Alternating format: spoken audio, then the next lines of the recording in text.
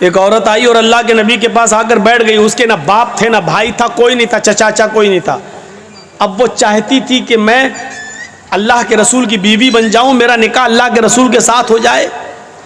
वो आई, अल्लाह के रसूल चंद सहाबा के साथ बैठे हुए थे। तसव्वुर कीजिए आप, देखिए इधर, अल्लाह के नबी के पास आई और बैठ गई। अल्लाह के नबी ने कहा क्यों, तुम कैसे आई हो? तो कहती है इन्नी अहब्बु लक, अय अल्लाह के रसूल मैं अपने आप को आपको हिबा कर रही हूं, यानी मैं आपके साथ निकाह करना चाहती हूं। अल्लाह के नबी खामोश रहे। उसने दोबारा कहा, आप फिर खामोश रहे। उसने तीसरी बार कहा अल्लाह के रसूल मैं आपसे शादी के लिए आई हूं, निकाह करना चाहती हूं। तो सहाबी बैठे हुए थे बगल में, कहते हैं अल्लाह के रसूल ये औरत 3 बार कह चुकी मैं आपसे निकाह करना चाहती हूं, आप कुछ बोल ही नहीं रहे। अरे करना हो तो करिए, नहीं करना हो तो जवाब दे दीजिए। आपने कहा कि नहीं मैं तो नहीं कर सकता, मेरी काफ़ी है, अब मुझे ज़रूरत नहीं है किसी और बीवी की, अब मैं शादी नहीं कर सकता। तो झट से वो सहाबी जो बैठे थे कहने लगे अल्लाह के रसूल आपको ज़रूरत नहीं है, लेकिन मुझे तो ज़रूरत है, अगर आप नहीं कर सकते तो मेरे साथ कर दीजिए। वहीं बैठे, उफ, तसव्वुर देखिए, पहले वो आपसे करना चाहती, आप नहीं मैं तो नहीं कर सकता, तो फिर मेरे साथ करा दीजिए। तो अल्लाह के रसूल ने उस औरत से पूछा देखो मैं तो नहीं कर सकता, ये तुमसे करना चाहते हैं, तुम भी एक नज़र इनको देख लो, अगर ये पसंद हो तो तुम इनके साथ कर सकती हो, अगर तुम्हें ज़रूरत है। तो वो क्या कहती है, आई तो थी आपके लिए, लेकिन अगर आप नहीं कर रहे हैं तो कोई बात नहीं, ज़बरदस्ती थोड़ी होती है शादी, अगर आप नहीं कर रहे हैं तो कोई बात नहीं, मुझे तो घर बसाना है, इसके साथ ही मैं कर लूँगी, आप कर सकते हैं इसके साथ मेरा निकाह। अल्लाह के रसूल ने कहा ये औरत तैयार हो गई उसके साथ शादी करने के लिए, तो आपने उस औरत से नहीं पूछा तेरे बाप हैं कि नहीं, लड़के को क्या देंगे, कपड़ा कितना देंगे, सोना कितना मिलेगा, साड़ी कितनी मिलेगी, चादर कितनी मिलेगी? आपने ये सवाल लड़की से नहीं किया, औरत से नहीं किया। अक्लमंद लोगों सुनो, सुनो, अल्लाह के रसूल ने फौरन उस सहाबी की तरफ देखा और कहा सुनो वो तैयार है तुमसे शादी करने के लिए, लेकिन तुम बताओ कि तुम अपनी बीवी को क्या दोगे, तुम्हारे पास मेहर देने को क्या है? सबसे पहला सवाल सहाबी से, वो तैयार है लेकिन निकाह बगैर मेहर के नहीं, पहले ये बताओ कि तुम अपनी बीवी को मेहर क्या दोगे? तो मेहर का नाम सुना तो फौरन कहने लगा मा इंदी शैउन, जब कुछ है ही नहीं तो दूंगा क्या? क्या ये तसव्वुर कर सकते हैं आप शादी का? उसके पास कुछ नहीं हो, शादी करना चाह रहे हैं, क्या हमारे पास है? हम लोग क्या कहते हैं, पहले अपने पैरों पे खड़े हो जाओ फिर शादी करेंगे, पहले घर तो बनवा लो, पहले कारोबार तो कर लो, पहले कोई बिजनेस तो कर लो, पहले नौकरी तो बाद में शादी करेंगे, आ गई तो खिलाएंगे क्या? अल्लाह के रसूल ने उस सहाबी से पूछा कि तुम मेहर क्या दोगे? कहने लगे कुछ नहीं है मेरे पास। अल्लाह के नबी ने फरमाया जाओ अपने घर में तलाश करो, शायद कोई चीज मिल जाए मेहर देने के लिए। कहा हाँ ठीक है जा रहा हूँ।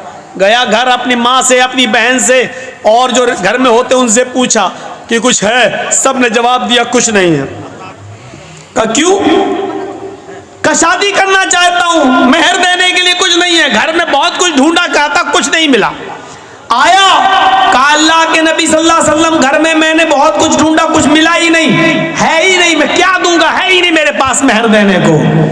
अल्लाह के नबी सल्लल्लाहु अलैहि वसल्लम ने फिर उसको दोबारा भेजा।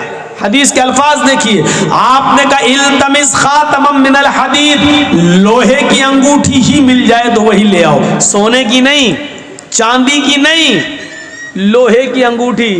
आज 2 रुपए में हमारे मेले में मिल जाएगी, लोहे की अंगूठी मिल जाए तो वही ले आओ, जाओ।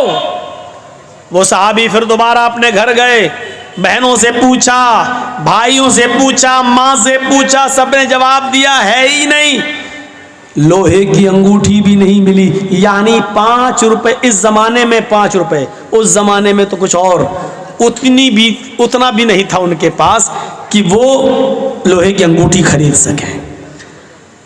आते हैं और कहते हैं मा वजदतु खातमम मिनल हदीद, आय अल्लाह के रसूल मुझे लोहे की अंगूठी भी नहीं मिली और इतना है नहीं मेरे पास कि लोहे की अंगूठी खरीद सकूं, नहीं है। मायूस हो गए। अल्लाह के नबी ने कहा ताज्जुब है, तुम्हारे घर में कुछ नहीं है और चले निकाह करने, लोहे की अंगूठी भी नहीं है, फिर मेहर क्या दोगे? कहता एक चीज है, याद आया। अब देखिए याद भी आई तो क्या चीज याद आई, आपको भी हंसी आएगी। कहा क्या है? बोलो बोलो जल्दी बोलो क्या है? कहता इंदी इजारुन, एक लुंगी है मेरे पास, तहबंद लुंगी। अल्लाह के नबी ने कहा अच्छा जाओ जाओ जाओ उसी को ले आओ। तो कहा अल्लाह के रसूल क्यों? अरे वही तुम अपनी होने वाली बीवी को मेहर में दे दो लुंगी। कहा अल्लाह के रसूल इसको दे दूंगा तो बांधूंगा क्या मैं? वही तो पहन के सोता हूं मैं, वही तो घर में रहता हूं तो वही तो पहनता हूं मैं। तो अल्लाह के रसूल ने कहा वो पुरानी लुंगी है कि हाँ। तो कहा वो भी तू नहीं दे सकता है? कहा वही एक तो है जो पहन के सोता हूं मैं और कुछ नहीं है मेरे पास। तो कहा वो भी नहीं दे सकता? कहा आधी दे दूंगा, उसको फाड़ देता हूं, आधी दे देता हूं। तो अल्लाह के रसूल ने कहा फिर आधी उसके किस काम की है? जब तू लुंगी को आधा कर देगा, दो टुकड़ों में बांट देगा और आधा उसको देगा तो आधे उसकी कोई काम की नहीं रहेगी, और फिर आधी तेरे पास रहेगी वो भी किसी काम की नहीं रहेगी, फिर तू बांध भी नहीं पाएगा। अरे देना तो पूरी दे। उसने कहा अल्लाह के रसूल आधी मेरे पहनने के काम नहीं आएगी लेकिन बिछा के बैठने के काम तो आ जाएगी। नहीं नहीं पूरी तो नहीं दूंगा, चाहे निकाह हो या ना हो मेरा, पूरी नहीं दे सकता। ओफो, इतना भी नहीं और निकाह।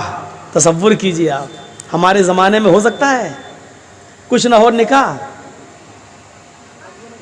बनते हैं हम अपने आप को अहले हदीस, बनते हम अपने आप को मुसलमान, बनते हम अपने आप को मोहम्मद रसूलुल्लाह के मानने वाले। और मोहम्मद रसूलुल्लाह की ये शादी जो आप करवा रहे हैं एक सहाबी के साथ, तसव्वुर कीजिए हमारे समाज में नहीं है। कहा अल्लाह के रसूल एक लुंगी है आधी दे सकता हूं। आपने कहा आधी ना तेरे काम की ना उसके काम की, बोला पूरी नहीं दे सकता। मायूस हो गया, बैठ गया, जाने लगा। आपने कहा कहां जा रहे हो? जा रहा हूं खेती करूंगा, कुछ बाड़ी करूंगा, खेती बाड़ी करूंगा, जा रहा हूं, हल चलाऊंगा, खेत जोतूंगा, काम करूंगा, मेहनत करूंगा, क्या करूंगा यहाँ? बड़े मुश्किल से सोचा था कि आई है परेशान, इससे शादी हो जाएगी, जब मेहर में अटक गया मैं तो। आपने कहा इधर आओ, अगर तेरे लिए मोहम्मदुर रसूलुल्लाह की शरीयत ने भी कोई रास्ता न निकाला तो कौन रास्ता निकालेगा? फिर तेरे लिए कौन सा मजहब रास्ता निकालेगा? फिर कौन सा दीन तेरे लिए रास्ता निकालेगा? क्या किसी के पास कुछ भी ना हो तो क्या उसको शादी करने का हक नहीं है? क्या उसको अपनी पाकीज़गी के साथ जिंदगी गुजारने का हक नहीं है? बैठो। बैठ गया।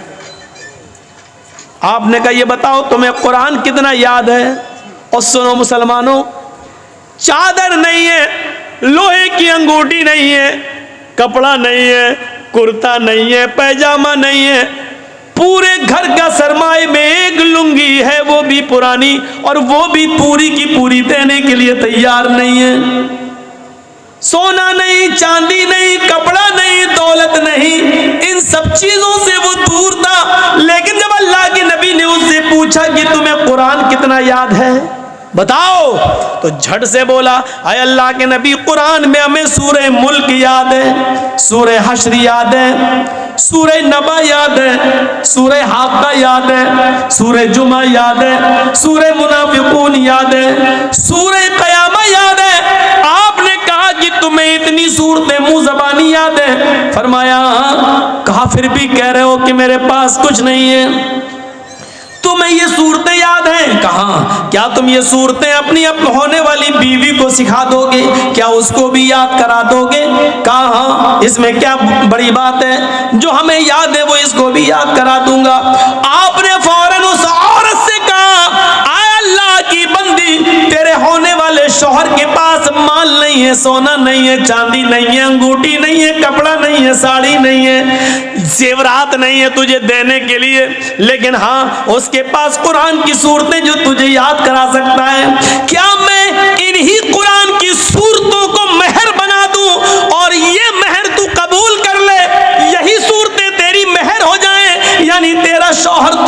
सूरतें याद करा दे, तेरा पति तुझे ये सूरतें याद करा दे और तू इसी को अपना मेहर मान ले। क्या ये मुमकिन है? क्या तू ऐसा कर सकती है? क्या मेहर में तू इन सूरतों को ले सकती है? चीख पड़ी, आय अल्लाह के नबी बस कीजिए, बस कीजिए। जिस औरत के निकाह में कुरान की सूरतें मेहर बन जाएं, जिस औरत की निकाह में कुरान की आयतें, कुरान की सूरतें मेहर बन जाएं, उससे ज्यादा बाबरकत निकाह किसका हो सकता है? उससे ज्यादा खैर बरकत वाला निकाह किसका हो सकता है? फिर अल्लाह के नबी सल्लल्लाहु अलैहि वसल्लम ने खड़े होकर निकाह पढ़ा दिया और उस औरत को खुद काजी बन गए।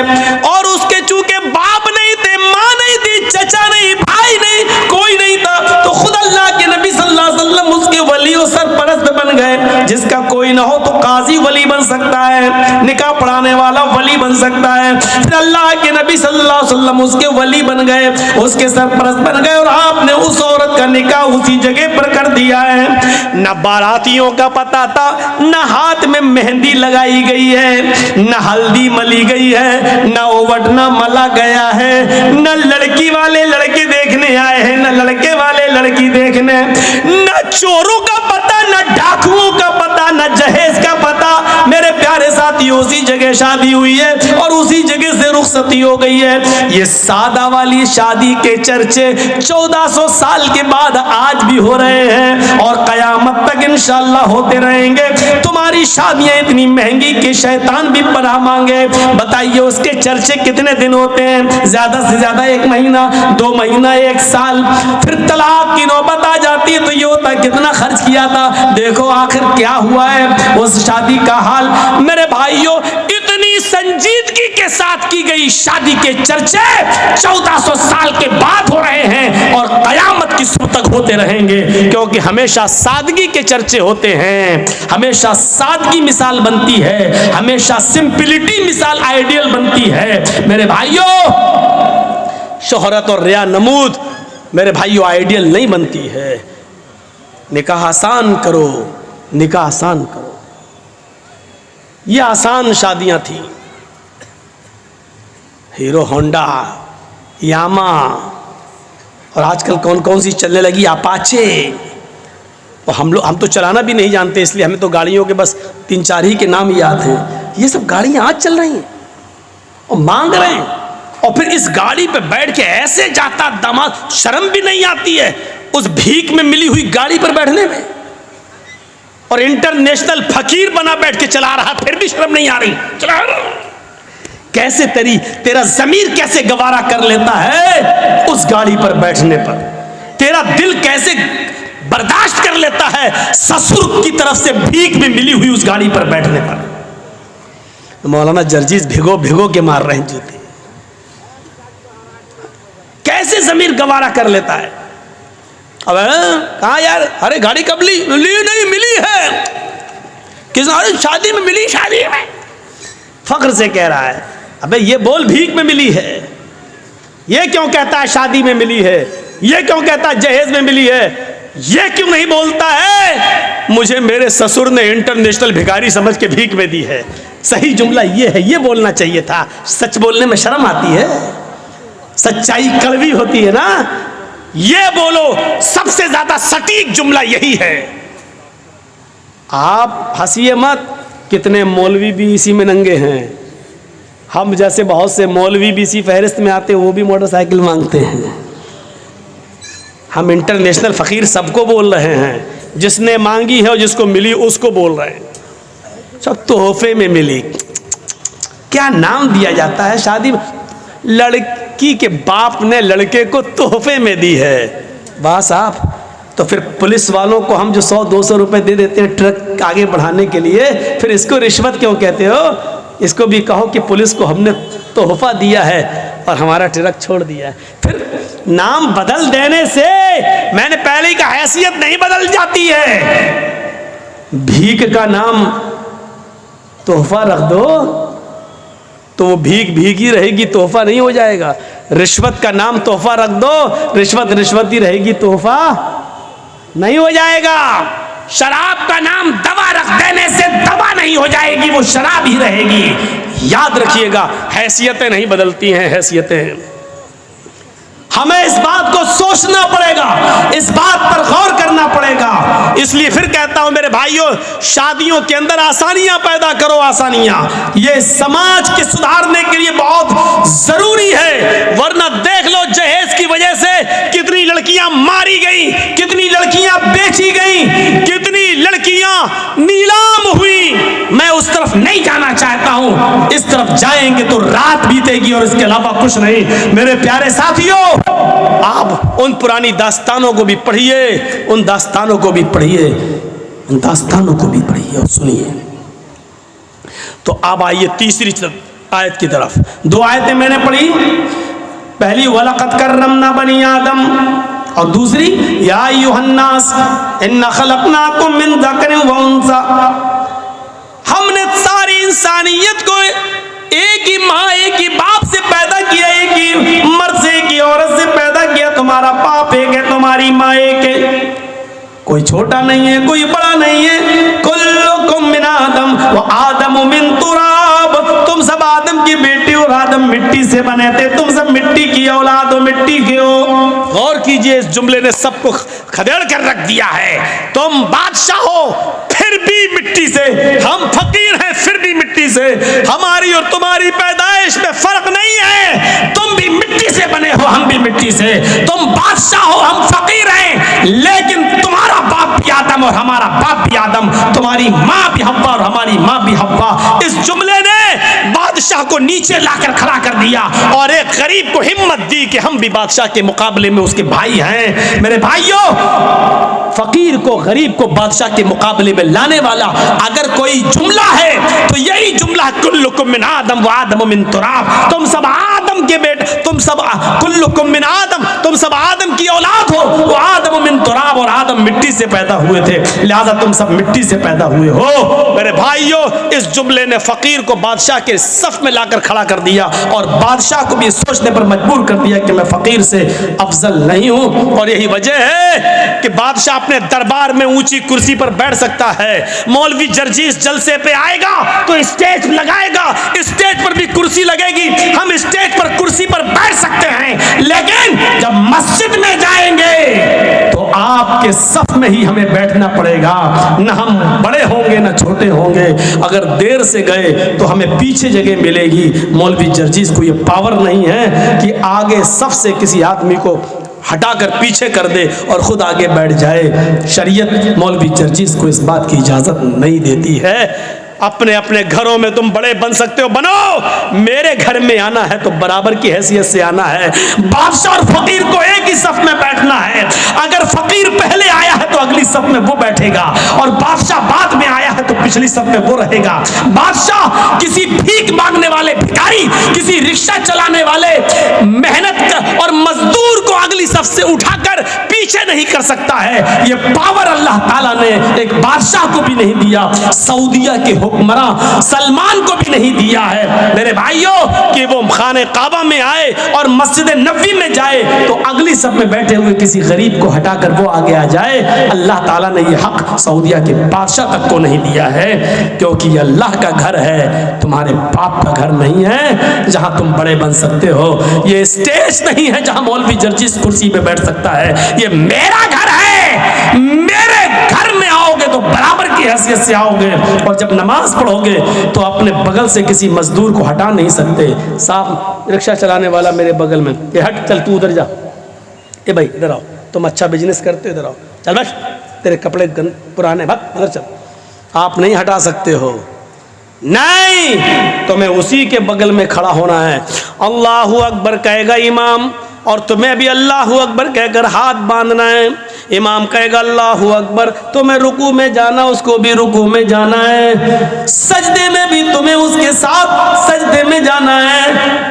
यहीं पर वो मंजर नजर आएगा, एक ही सफ में खड़े हो गए महमूद व अयाज, एक ही सफ में खड़े हो गए महमूद व अयाज। न कोई बंदा रहा न कोई बंदा नवाज। मेरे भाइयों, ये इस्लाम की पवित्र शिक्षा है, ये इस्लाम की पाकीज़ा तालीम है कि तुम सब एक ही बाप की और एक ही माँ की औलाद हो। डॉक्टर भीमराव अंबेडकर ने जब ये पढ़ा कि ब्रह्मा ने अपने मुंह से ब्राह्मण को पैदा किया और पैरों से शूद्र को, तो डॉक्टर अम्बेडकर चूंकि हरिजन थे, नीची जाति के थे, शूद्र थे, उनको ये तालीम पसंद नहीं आई।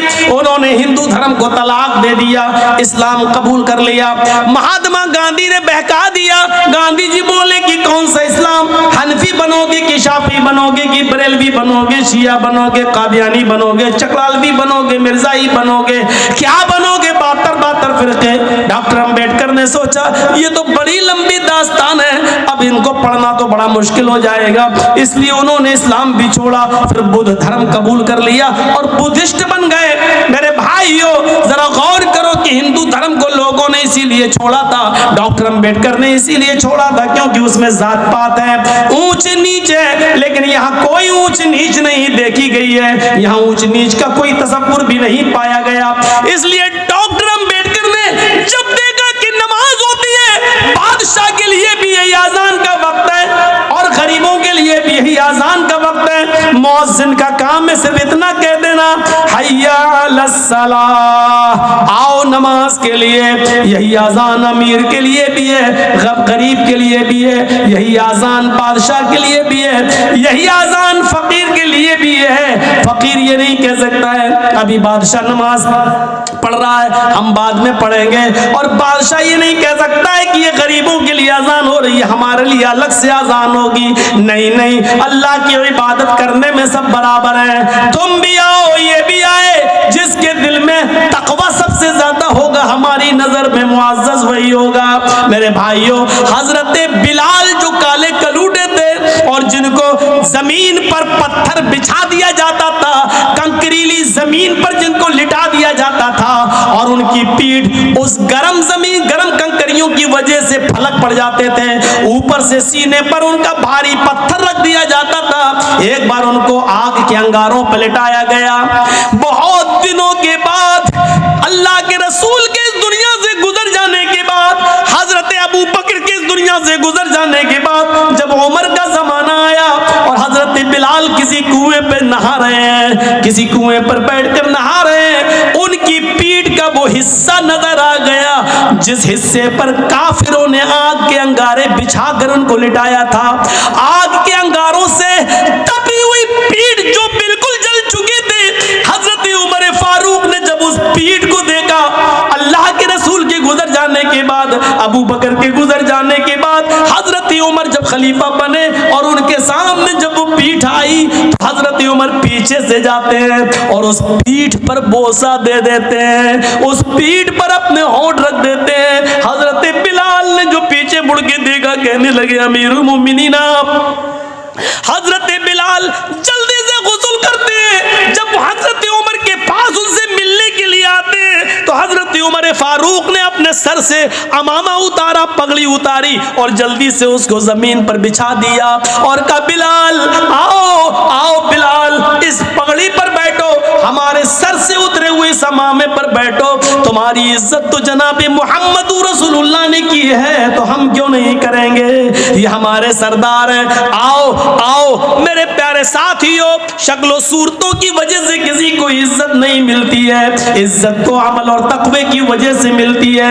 यही बिलाल है कि जिनके बारे में अल्लाह के नबी ने कहा था, बिलाल तुम ऐसा कौन सा अमल करते हो कि मैंने जन्नत में तुम्हारे जूतों की आवाज सुनी है। फरमाया अल्लाह के रसूल, अल्लाह के नबी, मैं जब भी मेरा वुजू टूटता है तो मैं दोबारा वुजू बना लेता हूँ और वुजू बनाने के बाद 2, 4, 6, 8 रकातें जरूर पढ़ लेता हूँ, जितनी अल्लाह मुझे तौफीक देता है।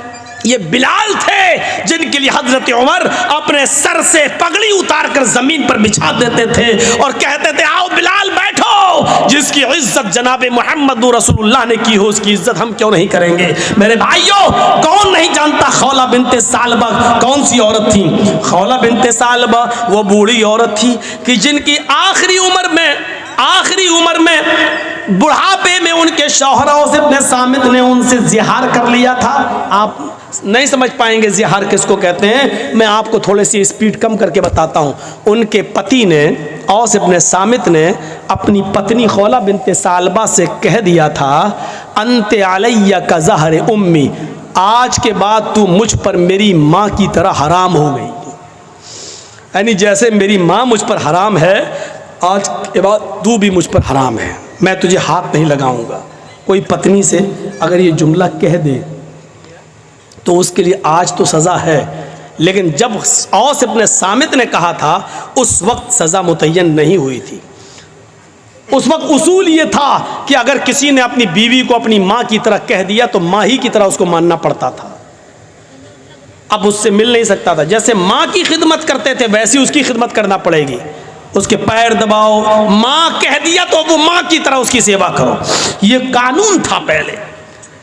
तो खौला बिन्त सालबा ने कहा औस इब्न सामित से, ये तुमने क्या किया, मुझे माँ की तरह हराम कर लिया, अब मेरे बच्चों का क्या होगा।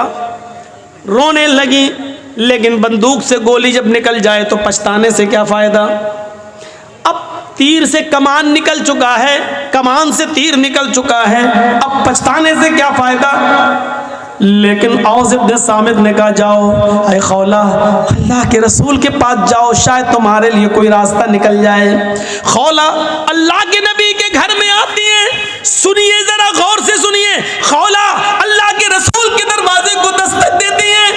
मस्जिद नबी से लगा हुआ हुजरा अल्लाह के नबी का। अल्लाह के नबी ने दरवाजा खोला, सामने खौला खड़ी है, अंदर आओ। अंदर ले गए, क्या हुआ पूरी बात बताई।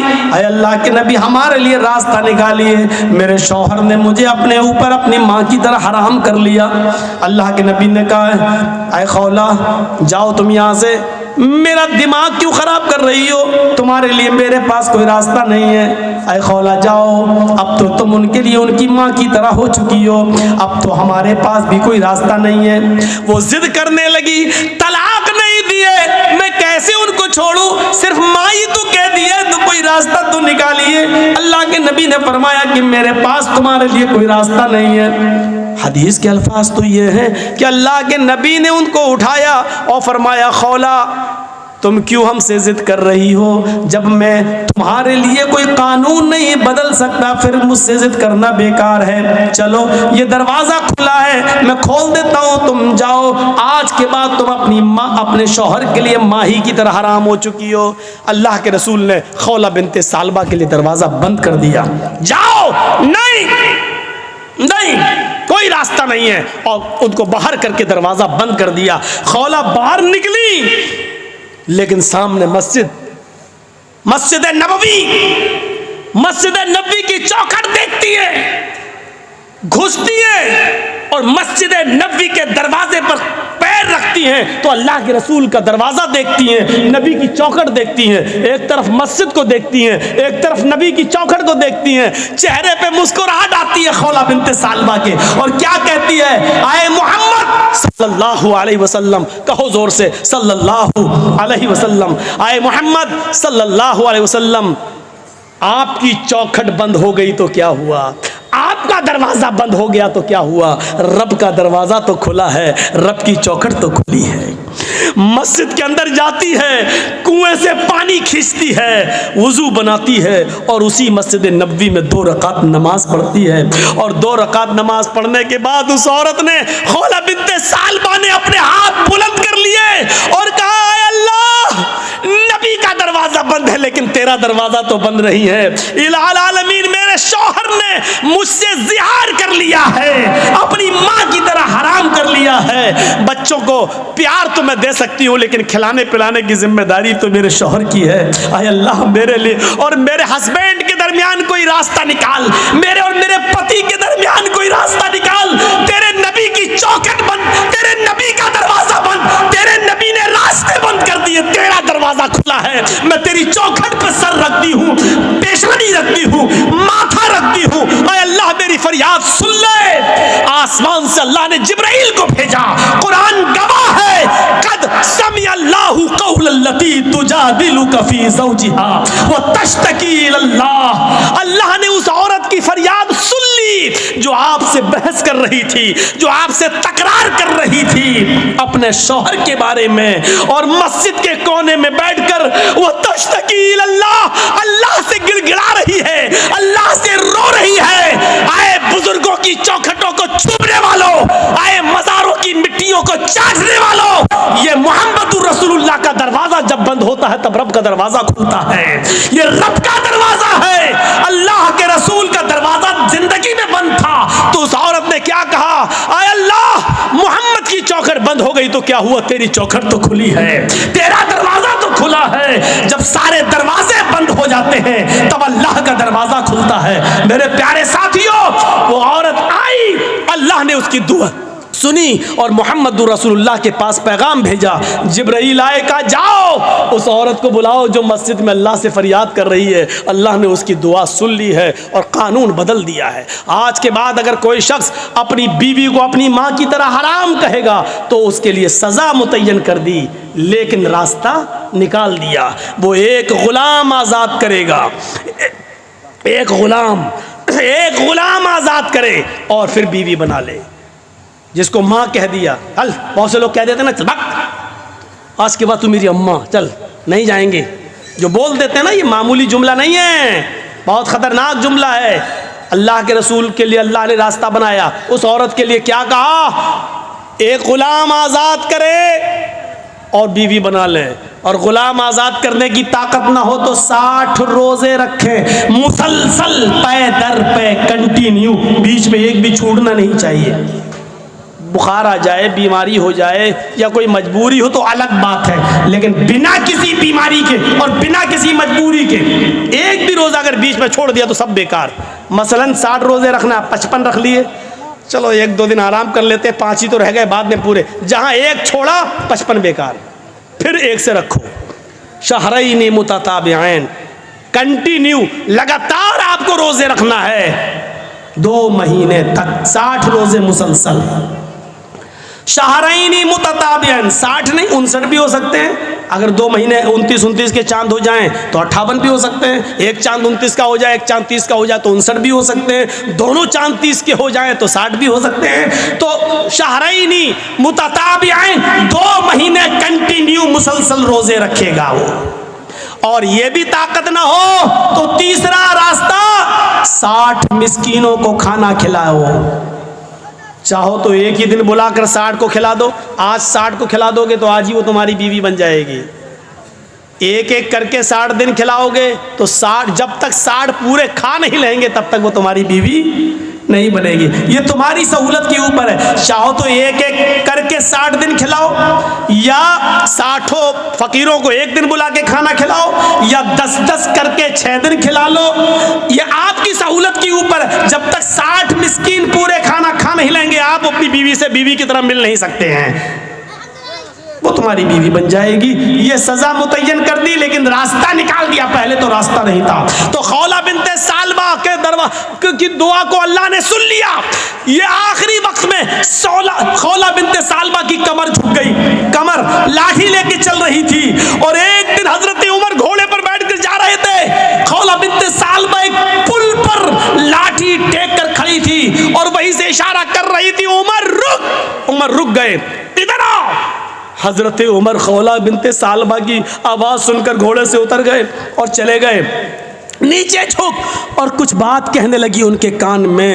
उमर फारूक के साथ जो लोग थे उनको बड़ा गुस्सा आया।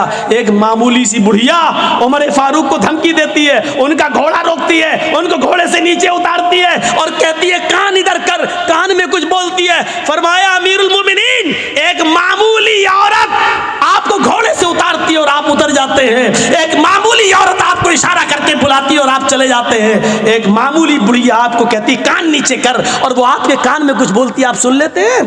क्या बात है, इतना कैसे?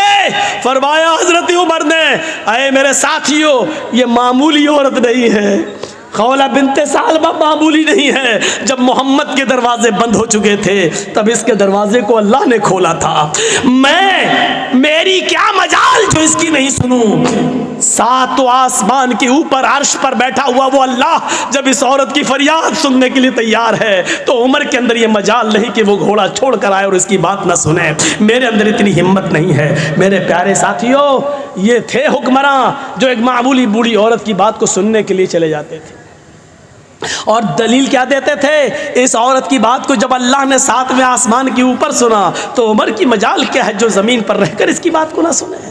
नहीं, मेरे अंदर इतनी जुर्रत नहीं है, मेरे अंदर इतनी बहादुरी नहीं है, मेरे अंदर इतनी, तो इस्लाम सहूलत का नाम है, इस्लाम आसानी का नाम है। आप दूसरों के लिए आसानी पैदा करिए, लड़की वालों के लिए मजबूरियां पैदा मत कीजिए। आपको मालूम होगा कि एक सहाबी आए, कितनी इससे ज्यादा आसानी क्या होगी। एक सहाबी आए, अल्लाह के रसूल मैं तो हलाक हो गया। सुनो, बड़ी हंसी आएगी आपको ये वाकया सुनकर। आए अल्लाह के रसूल मैं तो बर्बाद हो गया। आपने कहा क्या हुआ? कहा मत पूछो। कहा रहने दो। एक तरफ तो कह रहे हो कि मैं बर्बाद हो गया, मैं पूछ रहा हूँ क्या हुआ। कहा क्या हुआ बताओ ना। कहा अल्लाह के रसूल पूछने में भी शर्म आ रही है। कहा इन्नल्लाह ला यस्तही मिनल हक, अल्लाह ताला हक बात से नहीं शर्माता है, बताओ क्या बात है। कहा अल्लाह के रसूल मैं रोजे से था और रोजे की हालत में बीवी से मिल लिया। आपने कहा उफ, फर्ज रोजा था, अच्छा हम बिस्तरी कर ली। आपने कहा एक गुलाम आज़ाद करो। हम बिस्तरी, जो रोज़े की हालत में बीवी से हम बिस्तरी कर ले तो उसकी तो यही सज़ा है। वो रोज़ा तो पूरा करना ही पड़ेगा, उसके अलावा 60 रोज़े और रखना पड़ेंगे। पहले एक गुलाम आज़ाद करो। का अल्लाह के रसूल मुझे तो खुद गुलामी करते करते पूरी ज़िंदगी हो गई दूसरे की, मैं क्या गुलाम आज़ाद कर पाऊँगा, मेरे पास तो ये ऑप्शन ही नहीं है। आपने कहा 3 ऑप्शन है। पहला ऑप्शन गुलाम आज़ाद करो, कहने लगा नहीं कर पाएंगे, मेरे पास ताकत नहीं है। आपने कहा 60 रोज़े रखो मुसलसल पे दर पे कंटिन्यू। कहने लगा अल्लाह के रसूल 60 रोज़े, 60 कहाँ का एक रोज़ा में तो ये हालत है कि बीवी से मिल लिया, सब्र नहीं हुआ। आप कह रहे हैं 60 रोज़े रखो, मेरा क्या हाल होगा, मैं तो नहीं रख पाऊंगा, ये भी ताकत नहीं है मेरे अंदर। और कमज़ोर आदमी रमज़ान के रोज़े तो बड़ी मुश्किल से रख पाता हूँ, इसके अलावा 60 रोज़े और मैं कैसे रख पाऊंगा। आपने कहा फिर तीसरा एक और ऑप्शन है तुम्हारे लिए। का क्या? कि 60 मिस्कीनों को खाना खिलाओ। कितने? का 60। का अल्लाह के रसूल शायद आपको मेरे घर का हाल नहीं मालूम। आपने कहा तुमने कभी बताया ही नहीं तो मालूम क्या होगा। का अल्लाह के नबी सुबह अगर मुझे खाने को मिल जाए तो शाम को भूखा सोता हूँ, और शाम को मिल जाए तो सुबह भूखा उठता हूँ, फिर सुबह नहीं मिलता। मेरे घर में 2 टाइम का खाना नहीं बनता, मैं 60 मिस्किनों को खाना कहाँ से खिलाऊं। आपने कहा रुको, अच्छा 3 ऑप्शन तुम्हारे पास, तीनों नहीं है। कहाँ? देखिए फिर भी रास्ता निकाला। कहा क्या?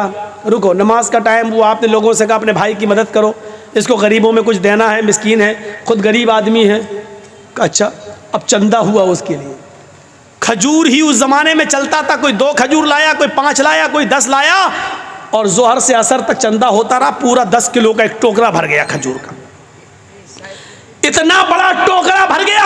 आपने उस टोकरे को उठाकर उसको दिया, ले पकड़, तुम्हारे भाइयों ने तुम्हारी मदद की है, जाओ ये खजूर अपने गांव में ले जाओ, अपने कबीले में सब गरीबों में दे देना, उन्हीं को बांट देना, तुम्हारा कफारा अदा हो जाएगा, तुम्हारी गलती मिट जाएगी, जाओ ये गरीबों में तकसीम कर देना। कहने लगा अल्लाह के रसूल कहाँ इसको बांटूं? कहा अपने गांव में। किस में बांटूं? कहा गरीबों में। कहता अल्लाह की कसम पूरे गांव में मुझसे ज्यादा गरीब कोई है ही नहीं। ये देखिए, अरे अल्लाह के रसूल पूरा गांव आप देख लीजिए, मेरा पूरा कबीला, मेरे पूरे गांव पूरे कबीले में मुझसे ज्यादा गरीब कोई है ही नहीं। ये सुनकर अल्लाह के रसूल की भी हंसी निकल गई। क्या कह रहे हो?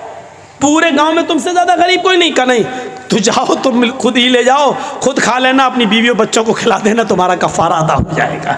ये आसानी, जुर्म भी किया, ऑप्शन भी नहीं है तीनों में से कोई एक, चंदा भी हुआ उसके लिए, और अल्लाह के रसूल ने कहा जाओ गरीबों में बांट देना, तो कहता मुझसे ज्यादा गरीब कोई है ही नहीं। तो आपने कहा तुम ही खा लेना, जाओ और अपनी बीवी बच्चों को खिला दो, कफारा अदा हो जाएगा।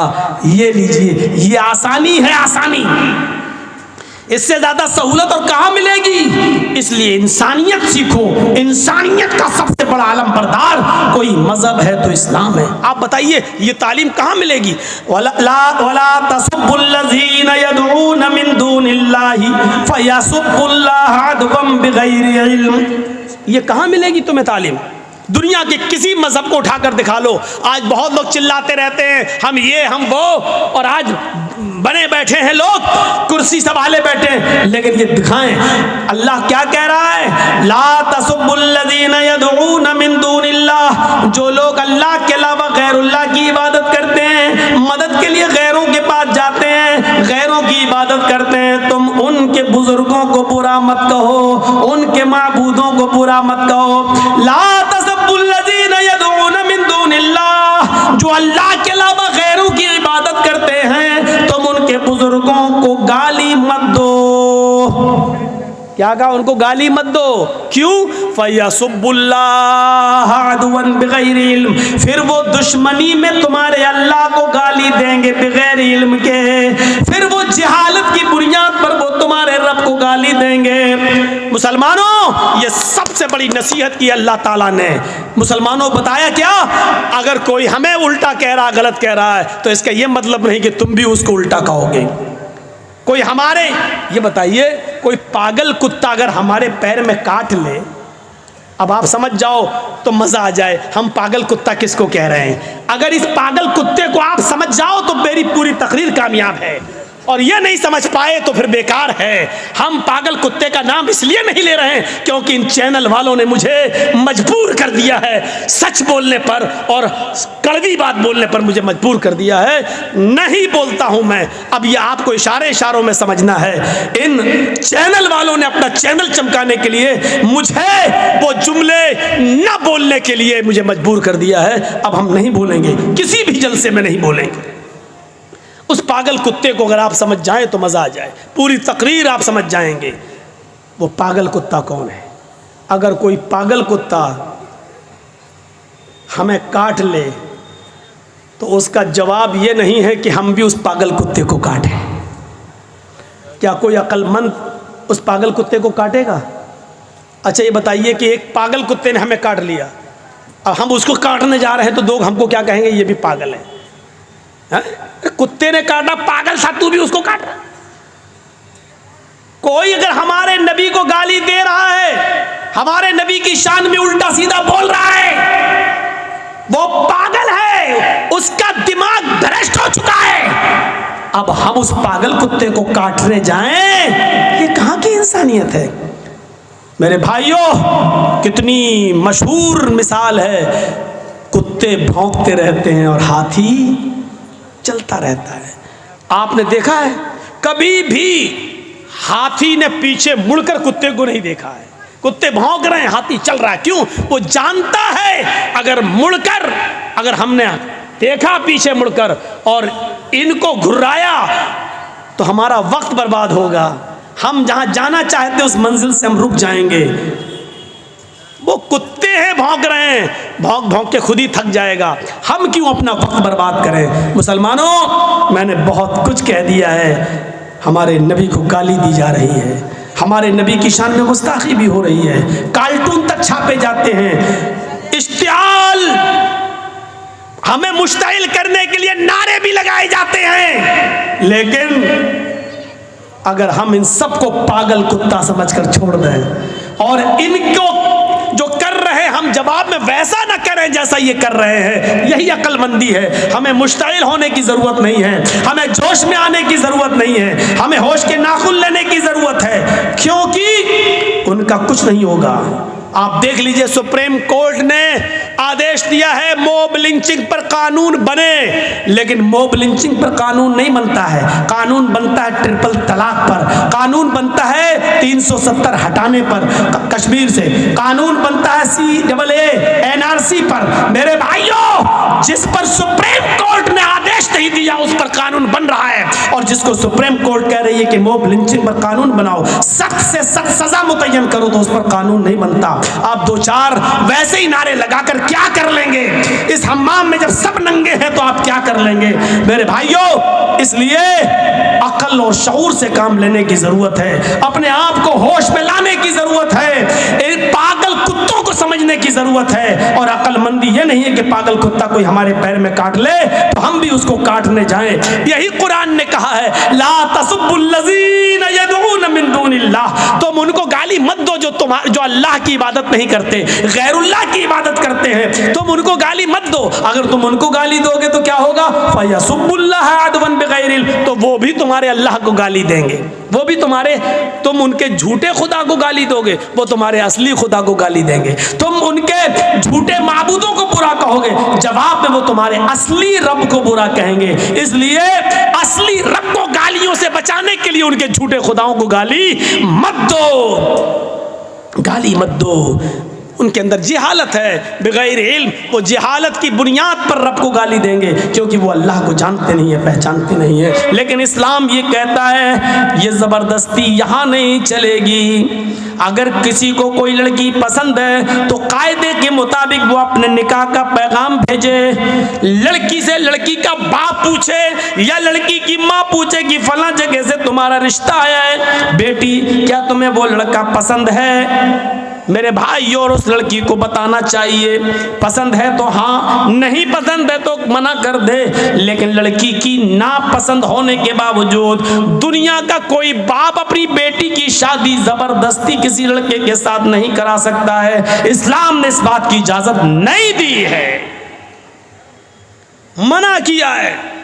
बाप को मालूम है ये लड़का अच्छा है, लेकिन अगर बेटी नहीं चाहती है उस लड़के के साथ शादी करना तो बाप ज़बरदस्ती अपनी बेटी की शादी उस लड़के के साथ नहीं कर सकता है। एक औरत अल्लाह के नबी के पास आई और कहती है, अल्लाह के नबी, मेरे बाप ने, मेरे माँ बाप ने मेरी शादी ऐसी जगह कर दी है जो लड़का मुझे पसंद नहीं है। तो अल्लाह के नबी ने फरमाया, तुझे इख्तियार है उस आदमी के साथ रहो या छोड़ दो उसे, तुम्हें इख्तियार है। और उस औरत ने इस इख्तियार का फ़ायदा उठाते हुए उस आदमी को छोड़ा, नहीं रही उसके पास। इसलिए माँ बाप भी जिद ना करें। इसीलिए जब निकाह होता है ना, निकाह, तो आपने देखा होगा लड़की वाले के यहाँ जाते हैं कुछ लोग, अब तो कुछ लोग नहीं, अब तो बहुत से लोग जाने लगे, जिसका नाम हो गया बारात। नाम रख लेने से किसी चीज़ की हैसियत थोड़ी बदल जाती है। ये 300-400 आदमी जो जा रहे हैं, आप इसको बारात कहिए, मेरी नज़र में सब चोर हैं और डाकू हैं। किसी चीज़, अब शराब का नाम दवा रख दो तो वो दवा थोड़ी हो जाएगी, शराब ही रहेगी। पहले ज़माने में जब शुरू में ये बारात की रस्म कहाँ से निकली है? ये जो 300-400 आदमी एक शहर से दूसरे शहर जब शादी होती थी तो लड़का अकेला नहीं जाता था, क्योंकि रास्ते में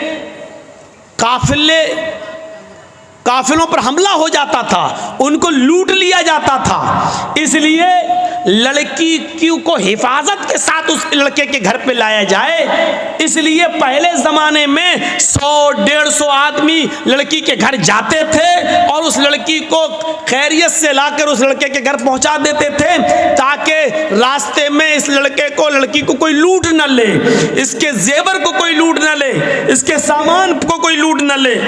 और ये नई नवेली बीवी जो आ रही है, कहीं इसको अपहरण न हो जाए, इसलिए 100-150 आदमियों की बारात जाती थी। उस मकसद दूसरा था, वहीं से ये रस्म निकली। जब आप चोरी का ज़माना ख़त्म हो गया है, अब लूटपाट ऐसी नहीं होती है कि रास्ते ही में दूल्हा और दुल्हन को पकड़ के रोक लिया जाए, लेकिन वही रस्म और रवाज हिंदुओं से चला आ रहा है और ये धीरे धीरे मुसलमानों के अंदर भी सरायत कर गया है। अब भी 200, 250, 300 आदमियों की बारात जा रही है। पहले मकसद कुछ और था, अब मकसद कुछ और है। मेरे प्यारे साथियों, तो मैंने वही कहा कि नाम के बदल देने से या नाम रख लेने से हैसियत चेंज नहीं हो जाती है, हैसियत चेंज नहीं हो जाती है। अब वहाँ लड़के का निकाह होना है, जर्जी साहब बैठे हैं, फार्म भर रहे हैं, मेहर वहर सब भर दिया कितना, लेकिन लड़के का निकाह भी नहीं पढ़ा सकते हैं जर्जी साहब। आपको मालूम है ये उसूल है, ये कानून है शरीयत का। जर्जी साहब लड़के का निकाह नहीं पढ़ा सकते हैं जब तक पहले लड़की की इजाज़त न ले ली जाए। एक वकील होता है, 2 गवाह होते हैं। ये वकील और ये 2 गवाह लड़की के पास उसके घर पे जाएंगे और उससे पूछेंगे कि फला फला लड़के के साथ इतने इतने रुपए मेहर के इवज़ तुम्हारा निकाह उस लड़के के साथ किया जा रहा है। ये बात चोरी छिपे नहीं, तुमसे आज भी मैं पूछने आया हूं, आज मैं तुम्हारा जवाब सुनना चाहता हूं। ऐसा तो नहीं कि तुम अपने बाप के प्रेशर में आकर इतना बड़ा कदम उठा उठा रही हो कि अपनी जिंदगी किसी के हवाले कर रही हो, या अपनी माँ के प्रेशर में या अपने भाई के प्रेशर में आकर एक कदम उठा रही हो। नहीं, आज बताओ, वकील और गवाह के सामने बताओ, क्या वो लड़का तुम्हें पसंद है? वो लड़का, उसका नाम ये, उसकी वल्दियत ये, उसकी उम्र ये, और इतने इतने रुपए या इतना सोना, इतना चांदी, मेहर, सिक्का, राइजुल वक्त, अलावा नान नफका आपको, आप उनके निकाह में दी जा रही हैं। क्या आपको वो लड़का कबूल है? उस मौके पर देखा जाएगा उस लड़की की इजाजत क्या है।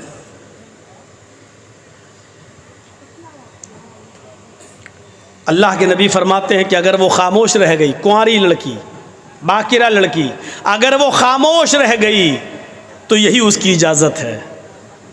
अगर वो खामोश रह गई, यही उसकी इजाज़त है। यहाँ पर भी जहालत होती है। मालूम है क्या होती है जहालत? उस लड़की के पास उसकी सहेलियाँ बैठी रहती हैं। जब ये पूछा जाता है कि तुम्हें उस लड़के के साथ निकाह किया जा रहा है, क्या तुम्हें कबूल है, तो ये तो बेचारी खामोश है। लेकिन उस मौके पर जो उसकी सहेलियाँ होती हैं उसको बोलती हैं, बोल दो, बोलो, हाँ कबूल है, बोलो। और जब तक वकील सुन नहीं लेता है और गवाह सुन नहीं लेता है कि हाँ इसने कहा कि मुझे कबूल है, तब तक वो दस्तखत नहीं कराता है सिग्नेचर। ये गलत है तरीका, निहायत गलत है तरीका। एक बार पूछो जोर से कि फला फला लड़के के साथ इतने इतने रुपए मेहर के एवज तुम्हारा निकाह उसके साथ किया जा रहा है, क्या तुम्हें वो लड़का कबूल है? वो लड़की सर नीचे कर ले, खामोश हो जाए, तो यही उसकी इजाज़त है। इज़्नुहा सिमातुहा, उसकी खामोशी ही उसकी इजाज़त है बस। और वहीं से उसके दस्तखत करवा लो। चलो नहीं बोलेगी कोई बात नहीं, चलो साइन करो। अगर लड़की ने साइन कर दिए, ये उसकी इजाज़त हो गई। और अगर उसको लड़का पसंद नहीं तो वहीं पर वो कह सकती है कि मुझे पसंद नहीं है या मैं निकाह नहीं करना चाहती इससे। फिर उस लड़के का निकाह किसी भी कीमत पर नहीं होगा। लड़के का निकाह लड़की की इजाज़त के बिना नहीं हो सकता है। इसलिए पहले इस्लाम ने ये पावर, ये अधिकार लड़की को दिया है। बारात लेके तुम पहुंच भी गए, तुम्हारे साथ 400 पेटू भी पहुंचे हुए हैं जो लड़की वाले के यहाँ खाने के लिए भूखे भेड़ियों की तरह पहले पहुंचे हुए हैं। और निकाह से पहले नाश्ते का दौर चलता है, और नाश्ते के दौर नज़र रखी जाती है कि बाद में ज़िंदगी भर लड़की के बाप को ताने मारे जाएंगे अगर एक भी मिठाई में कुछ गड़बड़ी पैदा हो गई तो। तेरे बाप ने यही बारात में खिलाया था।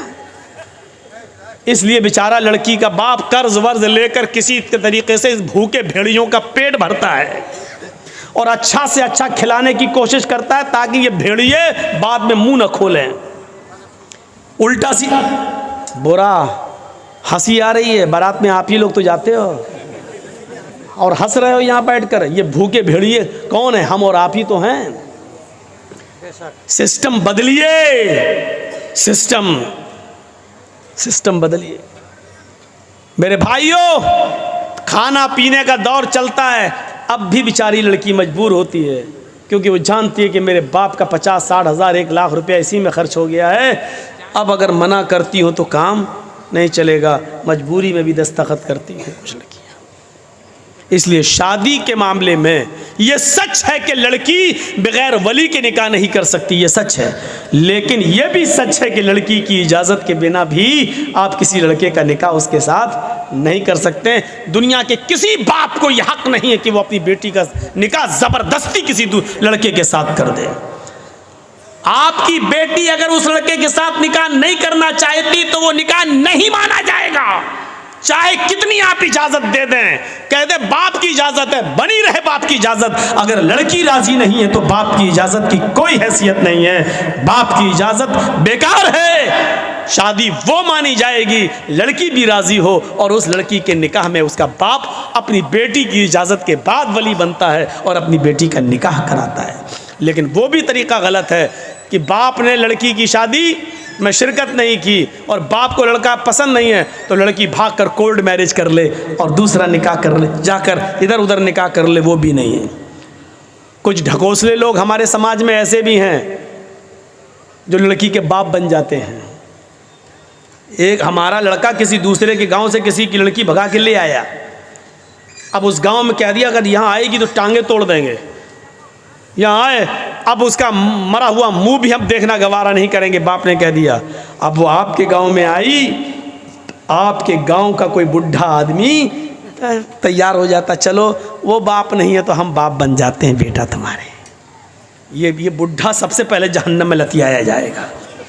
जो बाप बना, तेरे बाप बनने से तेरी बेटी नहीं हो जाएगी। वो इतना याद रखना, ये समाज के अंदर सबसे बड़ा जुल्म है। और लड़कियों को जो फर्जी माँ बाप मिल जाते हैं, ये हौसले मिल रहे हैं उनको, ये हौसले मिलते हैं, इसलिए वो भाग जाती हैं घर से। अरे उस गांव में जाएंगे तो फला का बाप हमारा बाप बन ही जाएगा। यहां से हौसले मिलते हैं और लड़कियां भागना शुरू कर देती हैं अपने घरों से जेवर लेकर।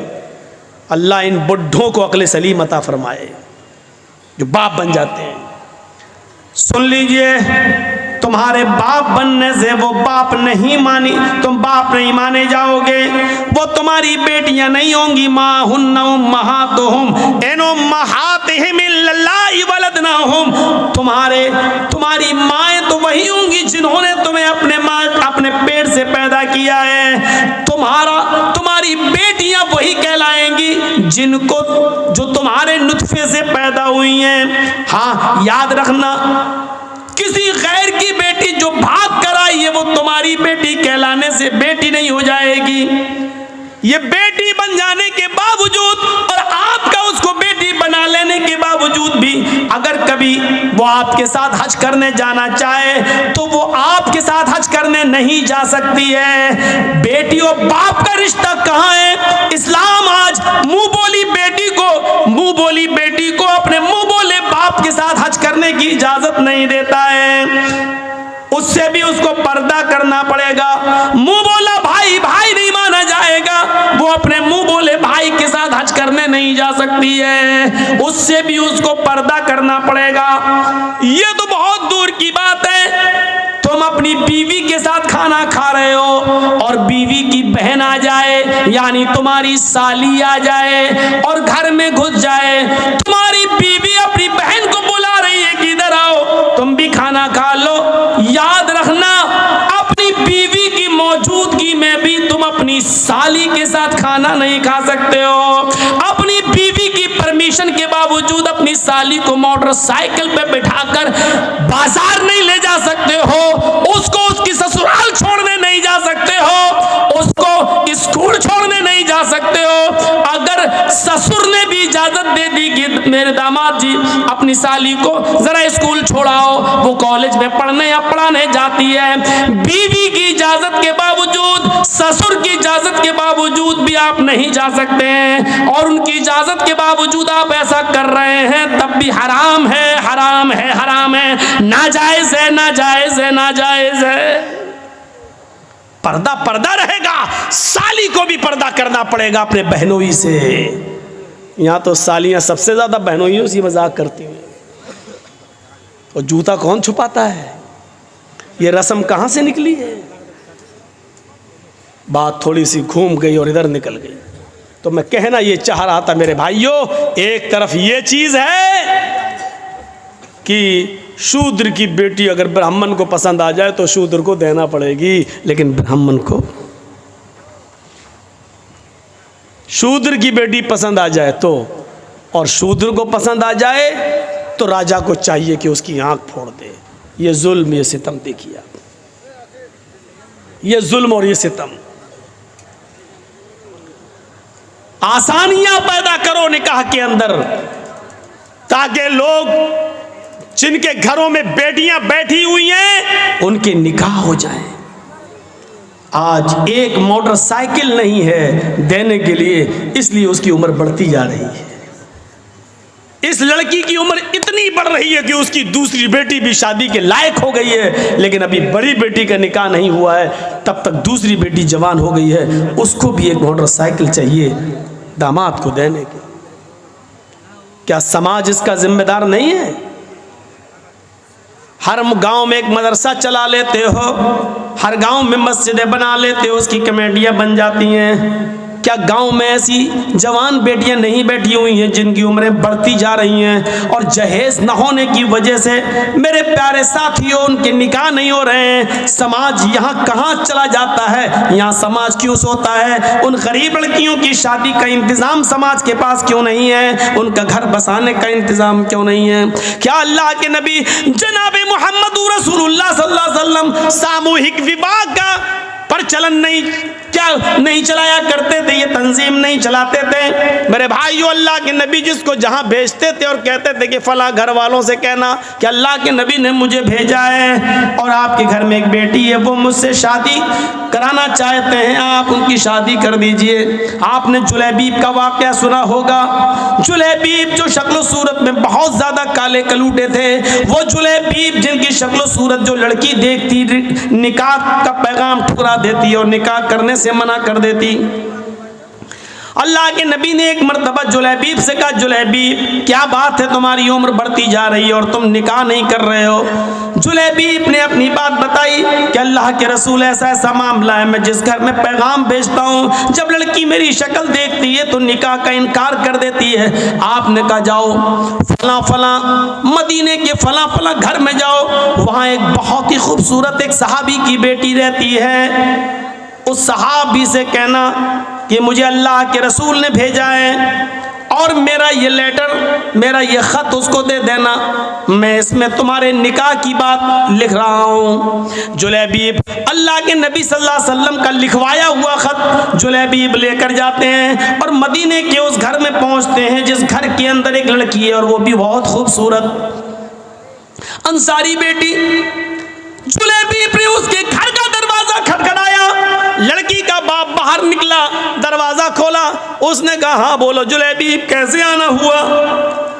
जुलैबीब ने कहा सलाम वालेकुम। सहाबी ने कहा वालेकुम अस्सलाम। आना कैसे हुआ? ये लेटर दिया जनाब मोहम्मदुर रसूलुल्लाह ने। सहाबी ने जब वो लेटर पढ़ा तो उसमें लिखा हुआ है हाज़िही रिसालतुम मिन जानिब मोहम्मद रसूलिल्लाह सल्लल्लाहु अलैहि वसल्लम, ये ख़त मोहम्मद रसूलुल्लाह की तरफ से दिया जा रहा है। आपने उस सहाबी का नाम लिखकर कहा तुम्हारे घर में एक बेटी है, मैं जानता हूं कि वो बेटी भी बालिग हो चुकी है और तुम कहीं ना कहीं उसका निकाह करने वाले हो। मेरी नज़र में जुलैबीब बहुत नेक लड़का है, लिहाजा अपनी बेटी का निकाह जुलैबीब से कर दो। और ये मैं तुम्हें मशवरा नहीं दे रहा हूँ बल्कि ये मेरा हुक्म है कि तुम अपनी बेटी का निकाह जुलैबीब से कर दो। जुलैबीब का चेहरा देखता वो सहाबी, कहता ये कैसे हो सकता है, बेटी मेरी है और जुलैबीब की शक्ल सूरत इतनी भयानक, इतनी काली शक्ल सूरत ऐसी। कहता हरगिज नहीं, मैं अपनी बेटी का हाथ तुम्हें कैसे दे दूं? जुलैबीब कहते हैं मैं कहाँ कह रहा हूँ, मुझे तो अल्लाह के रसूल ने ये लेटर देकर भेजा है। अंदर से जब लड़की जुलैबीब की और अपने बाप की बहस सुनती है तो थोड़ा सा बाहर निकल के आती है और कहती है अब्बू जान क्या बात है? कहा बेटी ये अल्लाह के नबी ने लेटर दिया है। बेटी ने जब वो लेटर पढ़ा तो लेटर पढ़ने के बाद कहती है अब्बू जान इससे तो मैं भी निकाह नहीं करना चाहती, लेकिन लेटर में तो लिखा हुआ है कि ये मेरा हुक्म है, मशवरा नहीं। अल्लाह के रसूल का हुक्म अगर हमने नहीं माना तो हमारी आखिरत भी बर्बाद हो जाएगी और दुनिया भी बर्बाद। नबी अकरम का फैसला हमें हर हाल में मानना है। मैं भी नहीं चाहती हूँ कि इस आदमी से निकाह करूँ, लेकिन मोहम्मदुर रसूलुल्लाह का फरमान है इसलिए आमन्ना व सद्दक़ना, हमें मानना पड़ेगा।